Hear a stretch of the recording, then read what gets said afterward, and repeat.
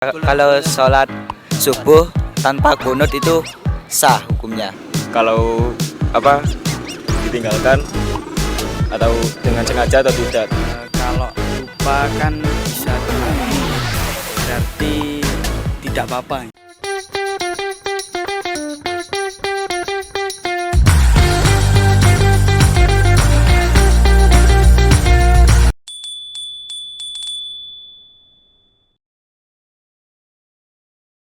Assalamualaikum warahmatullahi wabarakatuh.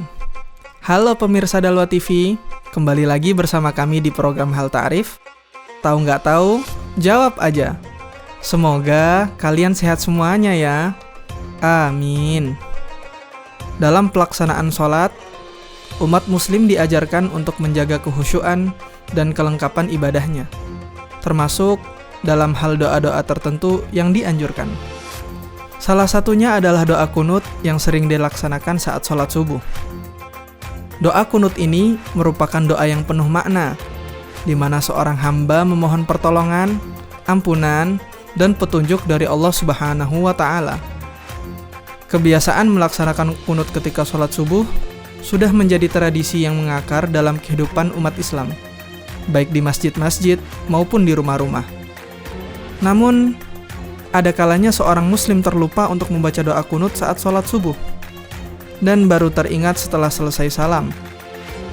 Dalam situasi seperti ini, banyak pertanyaan yang muncul di kalangan masyarakat mengenai langkah yang tepat untuk diambil.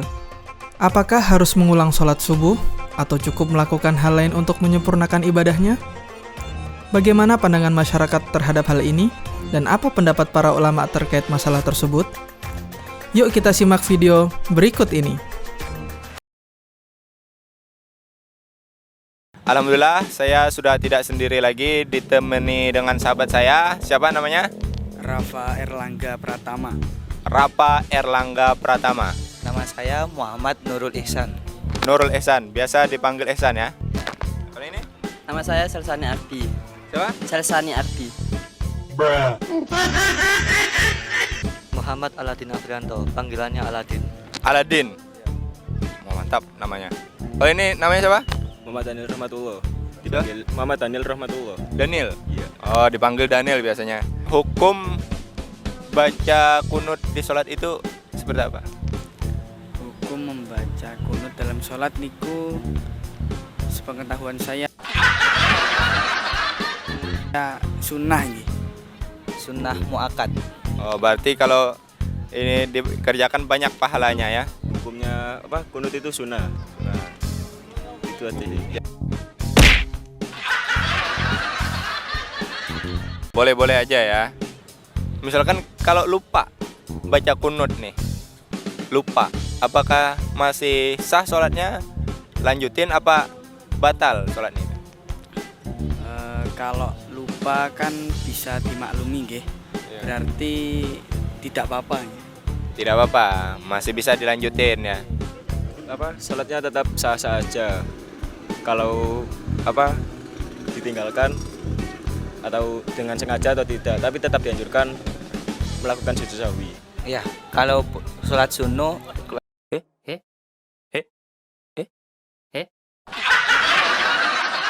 Kalau sholat subuh tanpa kunut itu sah hukumnya. Sah berarti ya. Berarti ketinggalan kunut ataupun pakai kunut tetap saja dianggap sholatnya ya. Ya, dianggap sah. Itu tadi jawaban dari teman-teman kita, yang mana jawabannya Masya Allah sekali, memuaskan. Insya Allah memuaskan teman-teman Hal Ta'rif. Akan tetapi abis ini kita akan lihat jawaban daripada narasumber kita, jawaban dari Ustadz kita, untuk lebih memuaskan lagi jawabannya. Jangan kemana-mana, tetap di Hal Ta'rif. Tahu nggak tahu, jawab saja. Assalamualaikum warahmatullahi wabarakatuh. Pemirsa Dalwa TV yang dirahmati oleh Allah Subhanahu wa Ta'ala. Membaca doa kunut ketika kita melakukan sholat subuh merupakan salah satu anjuran yang sangat ditekankan di dalam syariat, atau dalam istilah lain dikenal dengan istilah sunnah ab'ad. Ketika seseorang melaksanakan sholat subuh, kita melaksanakan sholat subuh, kemudian kita tidak membaca doa kunut, maka bagaimana hukum sholat kita? Jikalau ditinjau dari perspektif ilmu fikih, maka sholat yang dilakukan selama sholat tersebut memenuhi syarat dan rukun-rukun yang wajib, maka sholat tanpa doa kunut hukumnya sah-sah saja. Akan tetapi, di samping kita harus benar-benar memperhatikan arkanus sholat, rukun-rukun di dalam sholat, untuk memperoleh nilai plus atau pahala dari Allah Subhanahu wa Ta'ala, kita dianjurkan untuk melakukan sunnah-sunnah di dalam sholat. Para ulama membagi bahwasannya sunnah-sunnah di dalam sholat secara garis besar terbagi menjadi dua. Ada yang namanya sunnah ab'ad, ada yang namanya sunnah hayat. Doa kunut termasuk di bagian sunnah ab'ad, sunnah yang lebih ditekankan. Maka tatkala seorang sholat subuh kemudian tidak membaca doa kunut, maka sholatnya sah, akan tetapi dianjurkan baginya nanti sebelum salam disunnahkan baginya untuk sujud sahwi, untuk menambal pahala doa kunut yang dia tinggalkan. Jadi secara garis besar membaca doa kunut itu adalah sunnah ab'ad.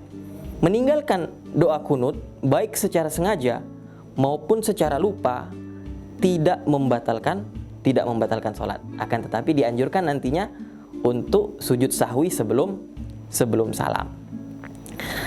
Kemudian bagaimana tata cara sujud sahwi? Mungkin kita bertanya-tanya. Adapun untuk tata cara sujud sahwi itu sendiri, ketika seseorang meninggalkan salah satu daripada sunnah-sunnah ab'ad dalam konteks ini doa kunut, maka dianjurkan sebelum salam untuk sujud sebanyak 2 kali. Sujud sebanyak 2 kali. Sujud yang pertama, kemudian duduk di antara 2 sujud, kemudian sujud lagi, kemudian baru salam. Lantas apa yang dibaca ketika seseorang sujud sahwi? Sebagian para ulama mengambil riwayat dari hadis Rasulullah SAW.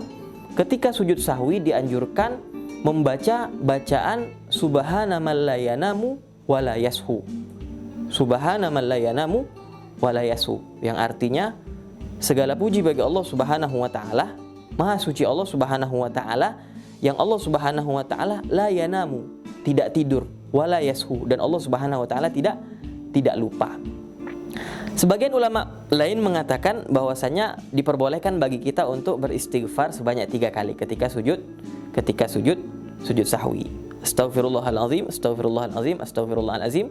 Kemudian duduk, kemudian sujud lagi, bacaannya sama, kemudian baru salam. Nah, lantas ada pertanyaan yang menarik.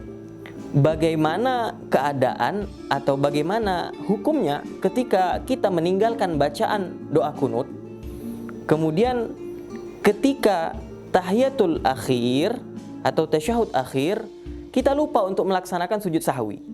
Ya, jadi sebelum salam yang harusnya tadi kita sujud sahwi, sunnahnya sujud sahwi, kita lupa.